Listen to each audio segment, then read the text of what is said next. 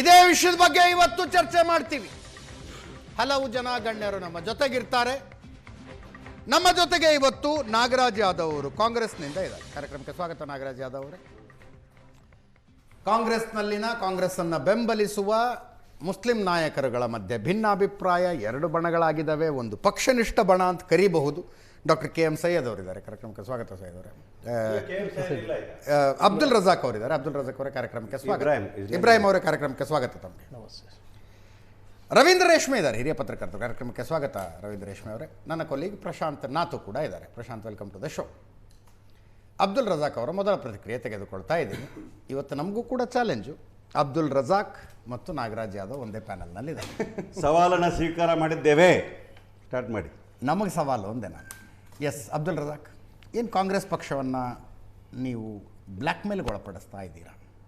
Sir, ನಮ್ಮ ತಾತ, ನಮ್ಮ ಮುತ್ತಾತ, ನಮ್ಮ ಅಪ್ಪ, ನಾನು ಎಲ್ಲರೂ ಕಾಂಗ್ರೆಸ್ಗೆ ಮತ ಕೊಟ್ಟಿದ್ದು ನಾವು ಜೀವನ ಪೂರ್ತಿ. ಓಕೆ. ನಮ್ಮ ಮಕ್ಕಳಿಗೂ ಏನು ಕೊಟ್ಟರು ಸೌಹಾರ್ದತೆ ನಡ್ಕೊಳ್ತಾರಪ್ಪ, ನಮ್ಗೇನೋ ಒಂದು ಮಾಡ್ತಾರೆ, ಇವ್ರಿಗೆ ಓಟ್ ಕೊಡಿ ಅಂತ ನಾವು ಇವಾಗ ಹೇಳ್ಕೊಡ್ತಾ ಇದ್ದೀವಿ ಎಲ್ಲರಿಗೂ. ಹಲವಾರು ವರ್ಷಗಳಿಂದ ನಾವು ಇವ್ರಿಗೆ ಓಟ್ ಕೊಟ್ಟು ಕೊಟ್ಟು ಕೊಟ್ಟು ಕೊಟ್ಟು ನಮಗೇನು ಸಿಗ್ತಾ ಇದೆ ಅಂತ ಇವತ್ತು ನೋಡೋ ಒಂದು ಸಂದರ್ಭ ಇವರೇ ಮಾಡಿಕೊಟ್ಟಿದ್ದಾರೆ.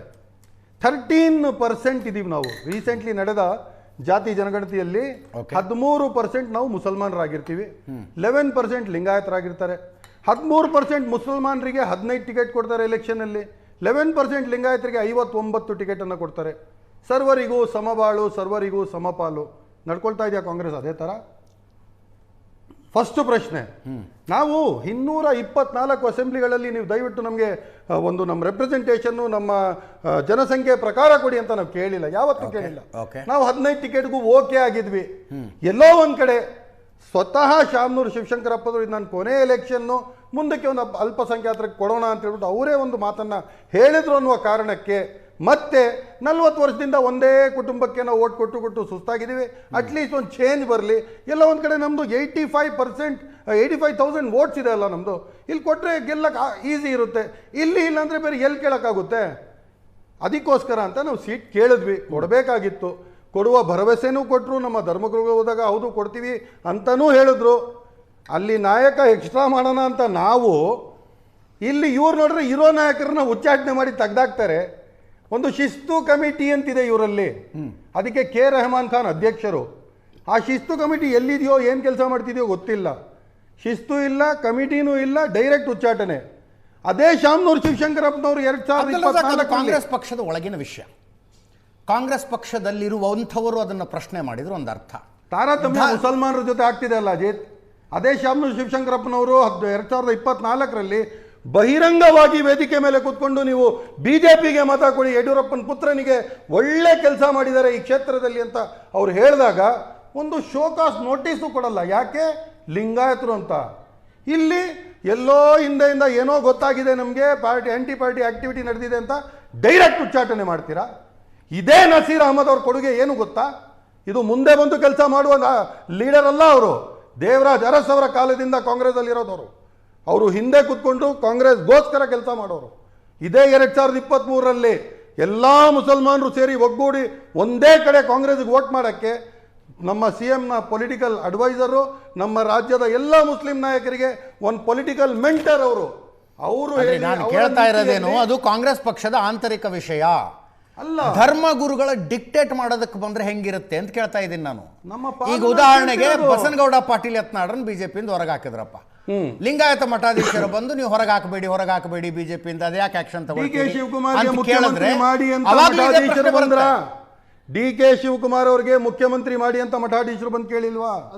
ಇವಾಗ ನಮ್ಮ ಸಮುದಾಯದ ಜೊತೆ ಅನ್ಯಾಯ ಆಗ್ತಿರುವಾಗ ಇದೇ ಧರ್ಮಗುರುಗಳಲ್ವಾ 2023ರಲ್ಲಿ ಹೇಳಿದ್ದು ಬೇರೆ ಪಕ್ಷಗಳಿಗೆ ದಯವಿಟ್ಟು ವೋಟ್ ಮಾಡಬೇಡಿ ಅಂತ ಮಸೀದಿಗಳಲ್ಲಿ ಹೇಳಿ ನಾವು ಸಂಧಿ ಬೀದಿಗೆ ಹೋಗ್ಬಿಟ್ಟು ಪ್ರತಿಯೊಂದು ಮನೆಯಲ್ಲಿ ನಾವು ವೋಟರ್ ಲಿಸ್ಟ್ ನೋಡಿ ಇಲ್ಲಿದ್ದ ವೋಟರ್ ನಿಮಗೆ ಏನು ಆಪ್ಷನ್ ಇತ್ತು ಬೇರೆ? ಕಾಂಗ್ರೆಸ್ಗೆ ವೋಟ್ ಹಾಕೋದು ಬಿಟ್ರೆ ಯಾವತ್ತು ಏನು ಆಪ್ಷನ್ ಇತ್ತು? 23ರಲ್ಲಿ ಹೌದು ಆಪ್ಷನ್ ಇತ್ತಲ್ಲ. 23ರಲ್ಲಿ ಅದಾದ್ಮೇಲೆ ಅಲ್ವಾ ಅಲಯನ್ಸ್ ಆಗಿತ್ತು JDS BJP. ಆಪ್ಷನ್ ಇತ್ತು, JDSದು SDPI ಇತ್ತು, ಆಪ್ಷನ್ಗಳಿತ್ತು. ಇಲ್ಲ ಅಂತ ಹೇಳ್ಬೇಡಿ. ಬಿಜೆಪಿ ಗೆದ್ದು ಬರೋದಕ್ಕೆ ಸಹಕಾರ ಕೊಟ್ಟಂಗೆ ಆಗ್ತಿತ್ರಿ ನೀವು. ಹಾಗಲ್ಲ, JDS ಸೆಕ್ಯುಲರ್, ಜನತಾದಳ್ ಸೆಕ್ಯುಲರ್ ಹೆಸರೇ ಇದೆಲ್ಲ. ನಾವು JDS ಜೊತೆ ಇದ್ವಲ್ಲ. ಮುಸಲ್ಮಾನರು 7% ಅಬ್ದುಲ್ ರಜಾಕ್, ನೀವು ಕರ್ನಾಟಕದಲ್ಲಿ ಕಾಂಗ್ರೆಸ್ಗೆ ಯಾಕೆ ವೋಟ್ ಹಾಕ್ತೀರಿ ಅಂದ್ರೆ ಬಿಜೆಪಿಯನ್ನು ಸೋಲಿಸುವ ತಾಕತ್ತು ಅವ್ರಿಗೆ ಮಾತ್ರ ಇದೆ ಕರ್ನಾಟಕದಲ್ಲಿ ಅಂತ ಹಾಕ್ತೀರಿ. ಸೆಕೆಂಡ್ರಿ ಅದೇ ಪ್ರೈಮರಿ ರೀ, ಅದೇ ಪ್ರೈಮರಿ ರೀ. ಆಯ್ತು, ಪ್ಯಾಟರ್ನ್ ಎತ್ಕೊಳ್ಳಿ. ಈಗ ಪ್ಯಾಟರ್ನ್ ಎತ್ಕೊಳ್ಳಿ. 2018 ವಿಶ್ಲೇಷಣೆ ಎತ್ ತೋರಿಸಿ. ಉತ್ತರ ಪ್ರದೇಶದಲ್ಲಿ ಹಾಕ್ತೀರಾ ನೀವು? ಮುಸ್ಲಿಮ್ಸ್ ಕಾಂಗ್ರೆಸ್ಗೆ ವೋಟ್ ಹಾಕ್ತಾರಾ? ಮಧ್ಯಪ್ರದೇಶದಲ್ಲಿ ಹಾಕ್ತಾರಾ? ಬಿಜೆಪಿಗೆ ಹಾಕಿದ್ದಾರೆ ಉತ್ತರ ಪ್ರದೇಶದಲ್ಲಿ, ಹಾಕಿಲ್ವಾ? ಬಿಜೆಪಿಗೆ ಹಾಕಿಲ್ವಾ ಉತ್ತರ ಪ್ರದೇಶದಲ್ಲಿ? ನಾನು ಹೇಳ್ತಿರೋದು ಏನು, ಈ ಧರ್ಮಗುರುಗಳು ಕೂತ್ಕೊಂಡು ಅವತ್ತು ನಮಗೆ ಹೇಳಿದ್ರು ದಯವಿಟ್ಟು ಒಂದ್ ಕಡೆ ವೋಟ್ ಮಾಡಿ ಅಂತ. ಇವತ್ತು ಕೇಳಕ್ಕೆ ಅವ್ರಿಗೆ ಅಧಿಕಾರ ಇದೆ, ಯಾವನು ಪ್ರಶ್ನೆ ಮಾಡಕ್ಕಾಗಲ್ಲ. ಯಾವನು ಪ್ರಶ್ನೆ ಮಾಡಕ್ಕಾಗಲ್ಲ. ಇಬ್ರಾಹಿಂ ಅವರೇ, ನಮ್ಮ ಹೈಕಮಾಂಡ್ ಅದು ಯಾವುದು? ಕಾಂಗ್ರೆಸ್ ಹೈಕಮಾಂಡ್ ಇದೆ ಅಲ್ಲ, ಆ ತರ ನಮ್ಮ ಸಮುದಾಯಕ್ಕೆ ಹೈಕಮಾಂಡ್ ಅಂದ್ರೆ ಉಲ್ಮಾಗಳು. ರಜಾಕ್, ನಮ್ಮ ಹೈಕಮಾಂಡ್ ಅವ್ರು ಹೇಳದ್ಮೇಲೆ ನಡೆಯಂಗಿಲ್ಲ. ಸಮಾಧಾನವಾಗಿ ಮಾತಾಡಿ. ಸಮಾಧಾನ. ರಜಾಕ್, ಇದು ಮುಸ್ಲಿಮರ ಒಳಜಗಳ. ಯಾಕೆ ಇದು ಮತ್ತೆ ನೀನೇನು? ಯಾರು ತೆಗ್ದಿದ್ದು? ಮುಸಲ್ಮಾನರು ತೆಗೆದ್ಬಿಟ್ರಾ? ರಜಾಕ್, ಒಂದು ನಿಮಿಷ ಕೇಳಿಸ್ಕೊಳ್ಳಿ, ಒಂಚೂರು ಕ್ವಶನ್ ಕೇಳಿ. ಶಾಂತವಾಗಿ ಮಾತಾಡಿ. ಇದು ಸಲೀಂ ಅಹ್ಮದ್ ಮತ್ತು ರಿಜ್ವಾನ್ ಅರ್ಷದ್ ಪತ್ರಿಕಾಗೋಷ್ಠಿಯನ್ನು ನಡೆಸಿ ಏನು ಹೇಳಿದರು? ಜಬ್ಬಾರ್, ನಜೀರ್, ಜಮೀರ್ ಅಹ್ಮದ್ ಖಾನ್ ಇವರೆಲ್ಲರೂ ಕೂಡ SDP-ಗೆ ಸಪೋರ್ಟ್ ಮಾಡಿದರು ಅಂತ ಹೇಳಿದರು. ಅದರ ಅರ್ಥ ಏನು? ಇದು ಕಾಂಗ್ರೆಸ್ನಲ್ಲಿನ ಮುಸ್ಲಿಮರ ಒಳಜಗಳ. ಇದು ನೀವು ಒಂದು ಪಾರ್ಟಿಯಾಗಿ ನಿಂತು ಇಲ್ಲ ಇಡೀ ಮುಸ್ಲಿಂ ಸಮುದಾಯಕ್ಕೆ ಅನ್ಯಾಯ ಆಗಿದೆ ಅಂತ ಹೆಂಗೆ ಹೇಳ್ತೀರಿ ನೀವು? ಡಿಸಿಪ್ಲಿನ್ ಬೇಡವಾ ಒಂದು ಪಾರ್ಟಿಗೆ?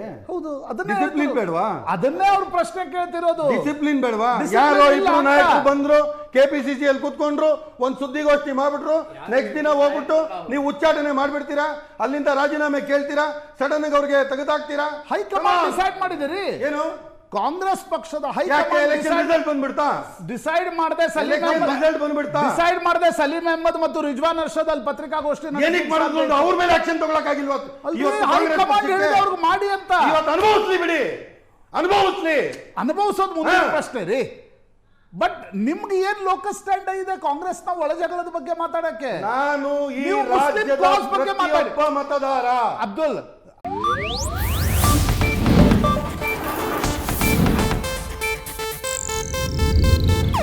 ಇದು ಏಷ್ಯಾನೆಟ್ ನ್ಯೂಸ್ ನೆಟ್ವರ್ಕ್ ಪ್ರಸ್ತುತಿ.